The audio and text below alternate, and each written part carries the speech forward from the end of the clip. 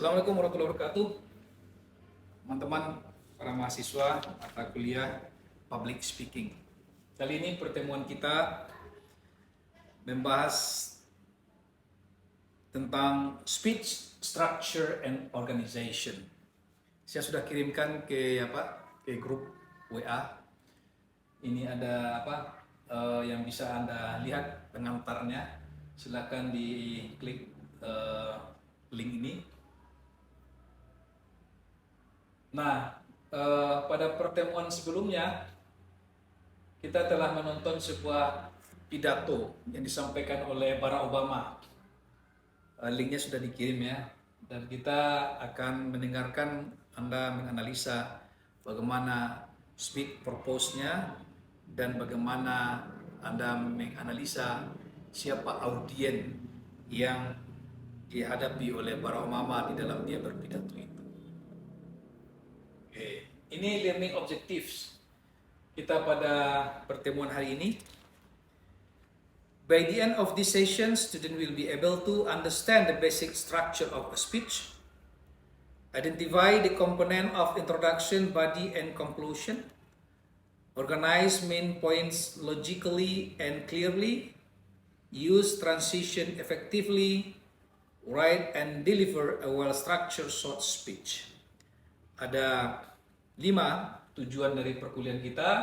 Mahasiswa memahami struktur pidato, struktur dasar dari sebuah pidato, kemudian mengidentifikasi komponen-komponen dari sebuah speech yang terdiri dari introduction, body, dan conclusion. Jadi speech itu 3 saja komponen besarnya: pengantar, isi, dan kesimpulan. Lalu bagaimana mengorganize poin-poin penting yang disampaikan itu secara logik dan jelas, dan gunakan jeda-jeda transisi dengan efektif, kemudian menulis dan mendeliver sebuah pidato singkat yang terstruktur. Ini tujuan perkuliahan kita dengan topik speech structure and organization. Baik, kita masuk ke teori. Secara teori ada 3 bagian dari struktur pidato, structure of speech ya. Every effective speech has 3 basic part ya. Pertama itu, bagian pertama atau the first part itu adalah introduction. Introduction ini tujuannya adalah to grab attention, untuk mengambil perhatian dari audien, introduce topic and purpose, memperkenalkan topik dan tujuan kita dalam berpidato. Contoh kalimatnya seperti imagine waking up to no clean water. Contohnya begitulah. Saudara-saudara bisa membayangkan, kira-kira kata yang berpidato, ketika kita bangun lalu kita tidak menemukan air yang bersih. Ini to grab attention. Dan ini pengantar untuk kita menjelaskan apa maksud kita dalam berpidato dan apa yang akan kita sampaikan. Kemudian body. The purpose of the body of speech is to present main ideas and supporting details logically.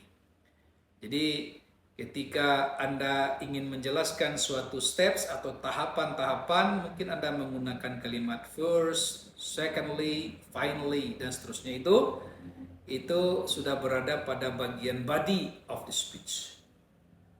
The last one is the part of conclusion. The conclusion is to summarize and leave a strong final impression. Nah, pada bagian conclusion ini, Anda mungkin membuat sebuah simpulan dari uraian Anda. Kesimpulan itu berbeda dengan keringkasan ya.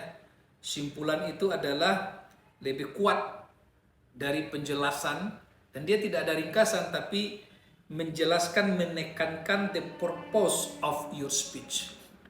Kemudian kalimat yang bisa Anda pakai contohnya in conclusion atau remember that dan sebagainya itu. Inilah the 3 basic parts of the speech: introduction, body, and conclusion. Now, let me see one by one. Introduction. In the part of introduction, the purpose is to grab attention, the audience attention, to introduce topic and set the tone. Ada yang harus diperhatikan di sini. Pertama, attention getter, ya. Perhatian siapa yang akan Anda ambil. Ini pada bab introduction itu dikaji. Nah, akan lebih bagus Anda memulainya dengan sebuah quotation atau sebuah pertanyaan atau sebuah cerita atau sebuah data. Jadi contohnya Anda berbicara di hadapan umum, lalu Anda paparkan. Kalau dia pakai media, Anda paparkan sebuah data, atau Anda membacakan sebuah cerita, atau sebuah peristiwa, atau sebuah berita. Ya, ini dalam rangka to grab attention. Setelah itu, give explanation why the topic matters to the audience. Anda harus menjelaskan juga kepada audiens kenapa topik ini penting bagi mereka. Nah, bahasanya bisa juga dengan setelah melalui cerita yang kita sampaikan atau melalui data. Lalu ketika kita melanjutkan pidato kita itu, kita sampaikan kepada audiens, karena yang hadir sekarang ini adalah para akademisi kesehatan dan seterusnya, maka saya ingin menjelaskan perkembangan terakhir dari isu kesehatan berdasarkan data yang saya sampaikan ini. Nah, ini di introduction. Itu contohnya. Kemudian perlu juga diperhatikan di bagian introduction ini adalah credibility. What's credibility means here is briefly show why you are qualified or informed. Anda juga harus meyakinkan audiens bahwa Anda orang yang berqualified di bidang yang Anda sampaikan. Contohnya Anda mungkin secara tidak langsung menceritakan pengalamannya, latar belakang pendidikan, hasil penelitian, dan seterusnya. Ini sangat penting pada bagian pengantar. Kemudian, poin penting di dalam bagian introduction ini adalah thesis statement. State your main idea clearly. Nah, ini sangat penting begitu ya. Sebab ada juga audiens kita itu yang dia ingin mencari ide pokok saja. Maka Anda buat sebuah ide Anda dan ia akan mendengarkan bagaimana Anda menjelaskan ide Anda itu pada bagian isi daripada speech Anda. Maka pada bagian introduction ini harus ada sebuah thesis statement to state the main idea clearly. Nah, kemudian bagian terakhir pada introduction namanya preview of main point. Briefly outline what you will discuss. Misalnya saya akan menjelaskan 1, 2, 3 dan seterusnya, dan Anda juga kasih pengantar. Yang pertama apa, yang kedua apa, yang ketiga apa. Tapi tidak Anda jelaskan dulu. Anda menjelaskannya pada bagian berikutnya, yaitu pada bagian body. Nah, kita masuk kepada bagian yang kedua, body. The part of body is to propose, deliver main content in a clear, logical order, organized into 2 till 4 main point, depending on the time. Jadi tergantung waktu ya, Anda organize 2 sampai 4 poin utama, dan masing-masing poin itu mengandung main idea, ide yang jelas, supporting evidence. Evidence itu, supporting evidence itu Anda bisa mengasihkan data, pernyataan, kutipan, cerita, dan juga transition. Ada smooth movement between point. Jadi tidak kaku begitu ya. Ada jeda-jedanya. Common organization pattern. Nah, ini secara umum saja teorinya.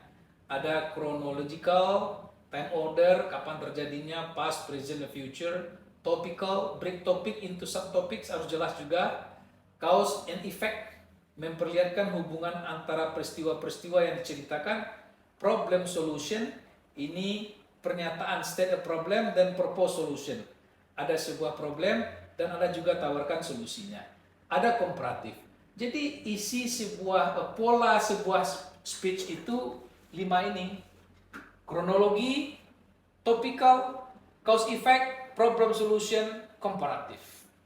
Nah, inilah yang Anda harus perhatikan, dan Anda juga harus bisa mengetahui kalau seperti ini public speaking seseorang itu ya secara organizational pattern-nya itu adalah cause effect.